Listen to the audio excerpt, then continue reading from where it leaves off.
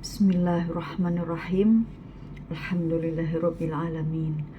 Allahumma sholli wa sallim ala sayyidina Muhammad wa ala alihi wa sahbihi wa sallim. Assalamualaikum warahmatullahi wabarakatuh. Jumpa dengan saya lagi, Neng Eva. Gimana kabarnya sahabat hikmah semuanya hari ini? Yang soleh dan solehah, yang baik hatinya, yang cantik dan yang ganteng lahir batinnya, yang tidak sombong, rajin menabung, serta rajin sedekah.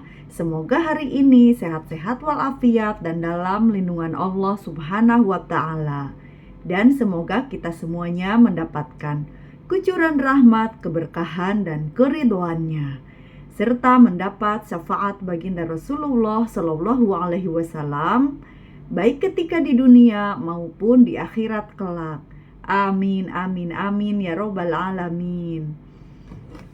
Baik sahabat hikmah semuanya, sebelumnya saya akan mengingatkan bahwa video konten YouTube ini dibuat untuk umum dan bagi siapa saja yang mau mengambil pelajaran, manfaat, serta hikmah di dalamnya, serta untuk pertumbuhan dan perkembangan jiwa kita setiap harinya.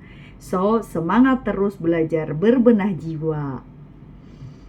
Dan juga video konten YouTube ini dibuat tidak untuk menyinggung siapapun dan juga tidak untuk merendahkan siapapun.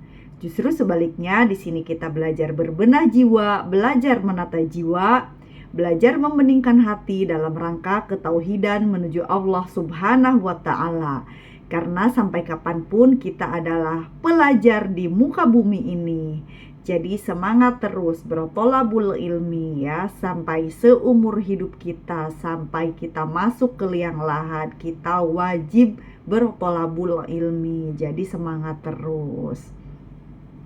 Serta video konten YouTube ini dikhususkan untuk para salikin dan para murodin, yaitu orang-orang yang menapaki jalan ruhani atau orang-orang para pejalan ruhani menuju Allah Subhanahu wa Ta'ala ya. Jadi kita di sini sama-sama belajar, karena ini umum, ranahnya ranah umum online, bisa saja yang menyimak itu orang yang baru mau mempelajari tasawuf atau baru ingin mengenal tentang tasawuf, atau bisa juga memang seorang salikin ataupun murodin ya. Jadi bisa siapa saja, karena kita di sini memang ilmu tasawuf itu seharusnya khusus gitu untuk para salikin dan para murodin. Tapi ketahuilah bahwa di era zaman sekarang ini adalah era spiritualitas ya. Secara spiritual itu sekarang tuh kita tuh udah memasuki era spiritualitas. Jadi kalau orang belum belajar tasawuf itu, mohon maaf, ibaratnya tuh agak-agak kurang piknik gitu, agak-agak kurang ketinggalan gitu. Jadi jangan cuman syariat saja yang kita pelajari. Hakikatnya ilmu yang inti dari agama Islam itulah ilmu tasawuf, ilmu hakikat makrifat, wajib kita pelajari juga gitu. Jadi sehingga lahir dan batin kita sempurna gitu ya. Dan jangan terjebak dengan nama tasawuf, karena mungkin nama tasawuf itu tidak ada di dalam Al-Quran, maka mungkin orang akan menganggapnya ilmu baru, padahal tidak ilmu baru. Bahwa ketahuilah ilmu tasawuf ini adalah tentang ilmu kebersihan hati, yang mana yang banyak dipelajarinya itu adalah tentang Al-Quran Al-Qadim, yaitu Al-Quran yang tersirat atau Al-Quran yang tidak ditulis tapi bisa dibaca gitu. Makanya dituangkan ke dalam ilmunya khusus, yaitu ilmu tasawuf atau ilmu hakikat makrifat, yaitu ilmu tentang Allah. Dan ketahuilah bahwa ilmu Allah itu ada dua, ada ilmu tentang Allah, ada ilmu tentang hukum Allah. Ilmu tentang Allah yaitu ilmu hakikat makrifat, dan ilmu hukum Allah yaitu ilmu syariat. Semuanya sama bersumber kepada Al-Quran dan Sunnah gitu ya. Kalau misalkan kok Nabi enggak belajar tasawuf, tidak ada hadis khusus misalkan, yaitu kan Nabi Muhammad SAW sebelum menjadi seorang rasul itu kan beruzlah itu kan mengasingkan diri di Gua Hiro, sehingga mendapatkan mendapatkan ilham kalam pertama gitu, mendapatkan ayat pertama gitu. Nah itu di situ ya itulah salah satunya ilmu tasawuf gitu, walaupun tidak disebutkan itu khusus, misalkan ada hadis yang menerangkan itu tuh ilmu tasawuf, memang tidak ada. Tapi setelah kita menelusuri, kita mempelajari ilmu tasawuf, oh ternyata baginda Rasulullah Shallallahu Alaihi Wasallam pun ibaratnya itu melakukan uzlah gitu, dengan mengasingkan diri ke Gua Hiro gitu kan, ibaratnya itu untuk menjernihkan hati gitu, untuk membeningkan hati, untuk agar lebih terhubung kepada Allah gitu, berkholwat hatinya itu zikir, tapi zikirnya itu lebih kepada berdua-duaan aja sama Allah gitu. Kadang kita kan zikir kalau di rumah atau di lingkungan sekitar kan zikir ya zikir, duniawi ya duniawi, tetap kita ini. Tapi kalau dengan beruzlah, kita kholwat gitu, zikirnya itu zikir spesial gitu, istimewa, karena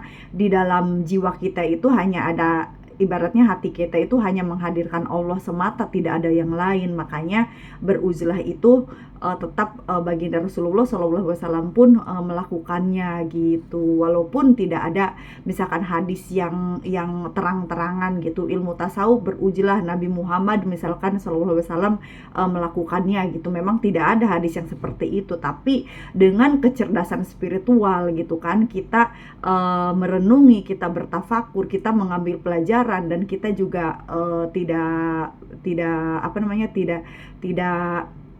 mustahil juga mendapatkan hikmah ladunia gitu, bahwa rahasia-rahasia ilahi pun Allah memberikannya kepada kita secara laduni sehingga mengetahuinya gitu ya.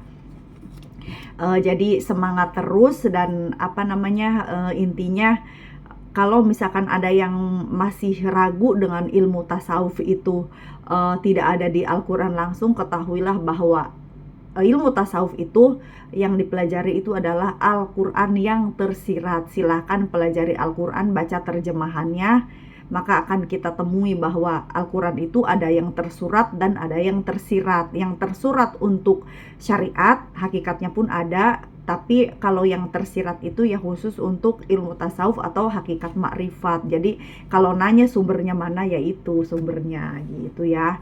Banyaklah, intinya banyak. Kalau kita mau merenung, kita akan mendapati bahwa semuanya itu ujung-ujungnya ya hakikat gitu. Ujung-ujungnya makna batiniah itu ya ranahnya ranah hakikat gitu. Cuman kita sudah cerdas atau belum secara spiritual, makanya sering zikir, riyadoh, dan tafakur ya. Baik, kita lanjutkan, kita masih ngaji tentang Al-Hikam. Bismillahirrahmanirrahim. Awalu wajibin alal insani ma'rifatun ilahi bistiqoni. Dan yang pertama wajib bagi manusia adalah mengenal Tuhannya dengan yakin.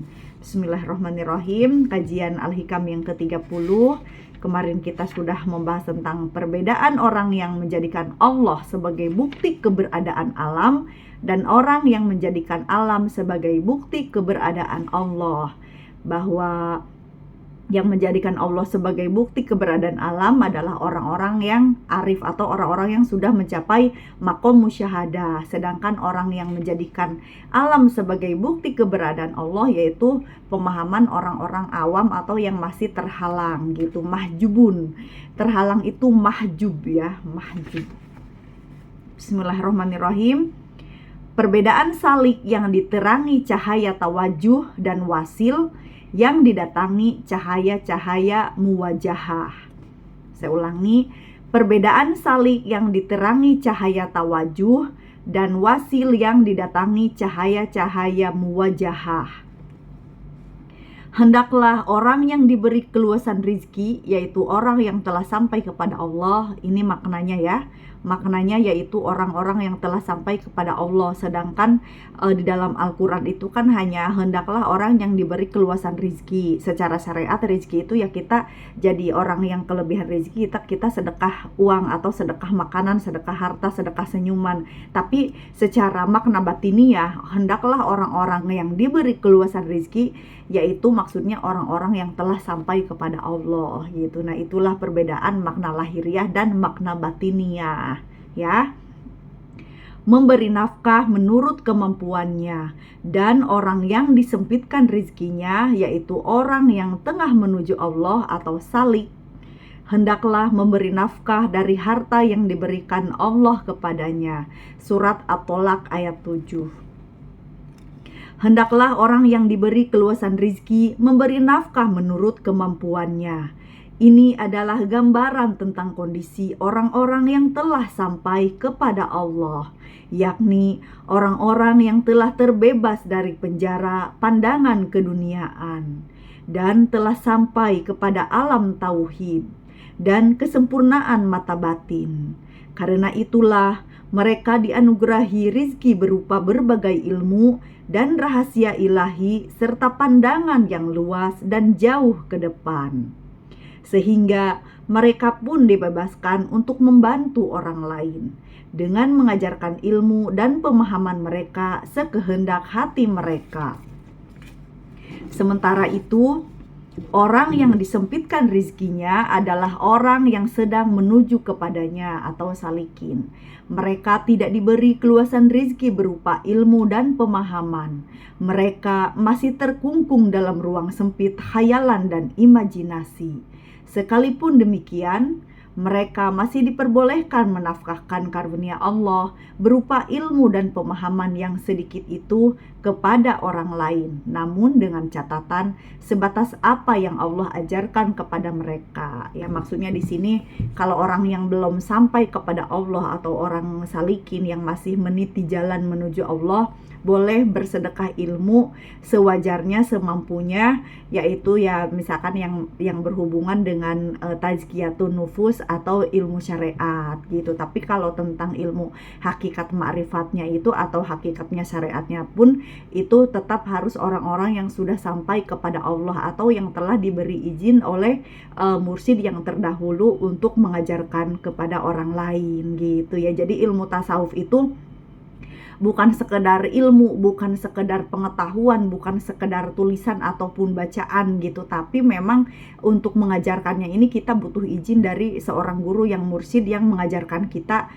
sebelumnya itu. Lalu kita misalkan sudah sampai diberikan izin, kita ajarkan lagi kepada orang lain. Kita punya murid yang sudah sampai pun kita boleh memberikan izin dan mereka itu akan mengajarkannya juga kepada orang lain begitu. Beda halnya kalau ilmu syariat atau seorang salikin yang masih keterhalangan, boleh mengajarkan tapi sekedar amar ma'ruf nahi mungkar. Misalkan ada orang yang sombong, ya kita nasihati, kamu jangan sombong, bahwa di atas langit masih ada langit, di bawah bumi masih ada bumi. Atau misalkan ada yang ria, tidak boleh ria, semuanya milik Allah, semuanya hanya titipan.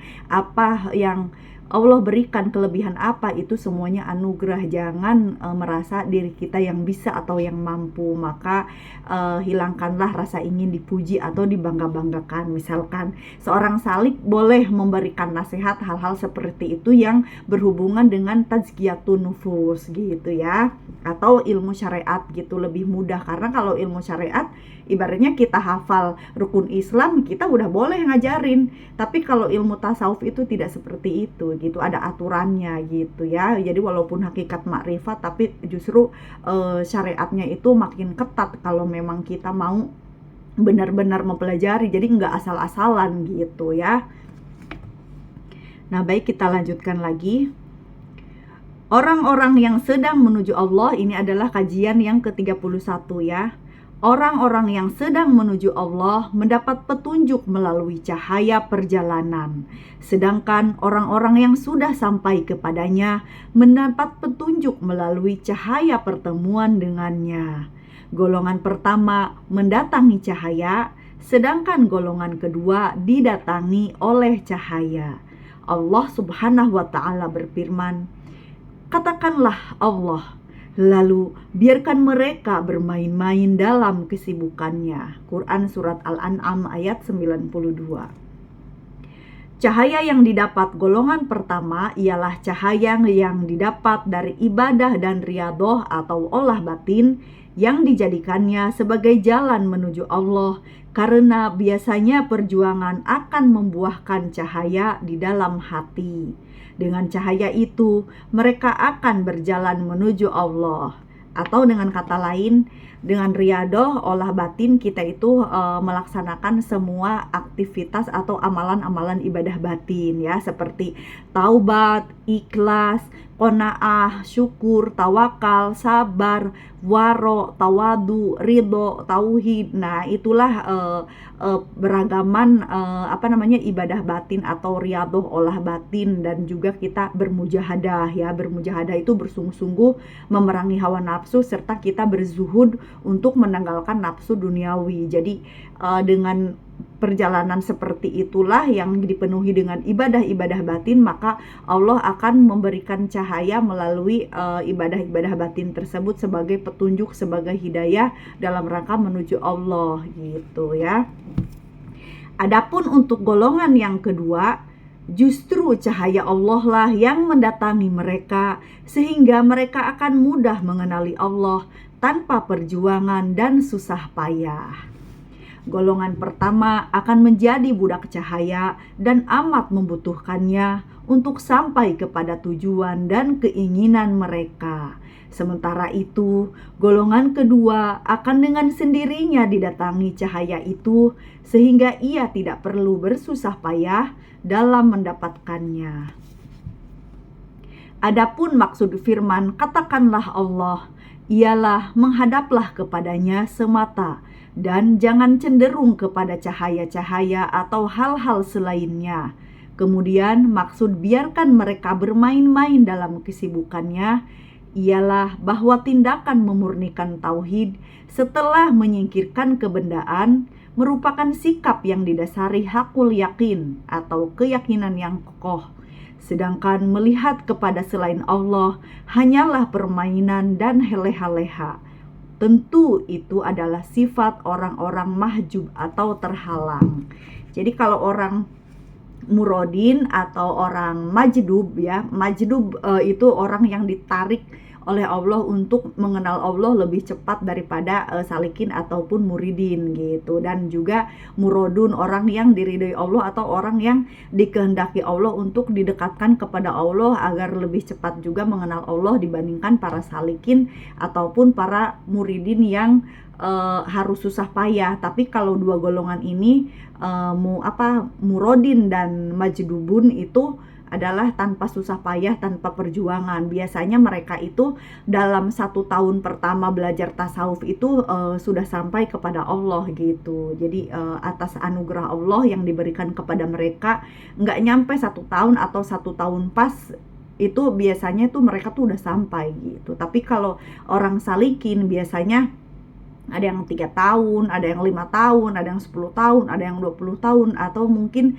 sampai seumur hidupnya pun mungkin belum sampai kepada Allah. Tetapi mereka diberi karunia atau diberi anugerah keistiqomahan dalam berthalabul ilmi, ilmu tasawuf atau ilmu hakikat makrifat sepanjang hidupnya. Itu lebih bagus malah, karena yang Allah lihat itu kan keistiqomahan kita kan gitu. Jadi istiqomah itu lebih baik daripada 1000 karomah. Maka walaupun misalkan belum sampai, nggak usah terlalu difikirkan. Jadi lebih baik kita sibuk ibaratnya membersihkan penyakit batin di dalam hati kita gitu. Itu lebih baik gitu, karena dengan kita aware, dengan kita sadar dengan kekurangan-kekurangan apa yang ada di hati kita menyebabkan kita keterhalangan kepada Allah, itu lebih baik. Jadi kitanya itu lebih semangat lagi belajar tazkiyatun nufus serta belajar tasawufnya gitu ya. Jadi tidak perlu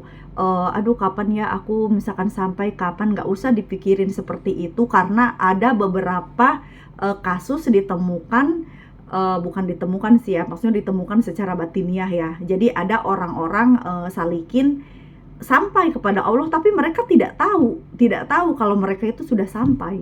Kadang diem aja, orangnya diem, nggak ngerti gitu, tapi padahal udah sampai. Ada yang begitu. Jadi nggak usah dipikirin kapan sampai. Terus lagian untuk apa juga sampai gitu, toh yang sampai dan yang sampai dan yang disampaikan dan yang menyampaikan Allah sendiri gitu loh. Allah itu sendiri, bahwa jasad ini kan difanakan dulu, berarti diri ini tiada gitu, yang ada hanya Allah. Jadi yang sampai, yang menyampaikan, yang punya sampai, dan yang disampaikan, yang menyampaikan itu Allah sendiri gitu. Jadi nggak perlu terlalu difikirkan Yang penting tujuan kita adalah Allah Subhanahu wa Ta'ala. Udah nggak usah mikirin yang lain, hanya Allah. Pokoknya apa yang kita lihat, apa yang kita pandang, apa yang kita rasakan, permasalahan yang apa yang kita hadapi, hanya Allah. Segalanya Allah, udah itu aja. Nggak usah mikirin kapan sampai. Karena ada beberapa kasus seorang salikin yang sudah sampai tapi dia tidak tahu kalau dia itu udah sampai gitu. Ada yang seperti itu ya. Jadi maksudnya nggak usah khawatir, yang penting istiqomah, riyadhah, zikrullah, dan tujuan kita Allah. Dah itu aja dulu ya. Oke, wallahu alam bisawab. La haula wala quwata illa billahil aliyil adzim. Rabbana la tuzigh qulubana ba'da idh hadaitana wa hab lana min ladunka rahmah innaka antal wahhab. Walhamdulillahirabbil alamin. Semoga bisa difahami, dan saya mohon maaf kalau ada kekurangan dan kesalahan dalam menyampaikannya. Saya hanya manusia biasa yang belajar dan terus belajar. Ambil baiknya dan buang buruknya, dan semoga bermanfaat. Minal aidin wal faidin, mohon maaf lahir dan batin. Wassalamualaikum warahmatullahi wabarakatuh. Orang baik pandai mengambil hikmah. Sehat lahir dan batin is the best always. Syukran jazilan.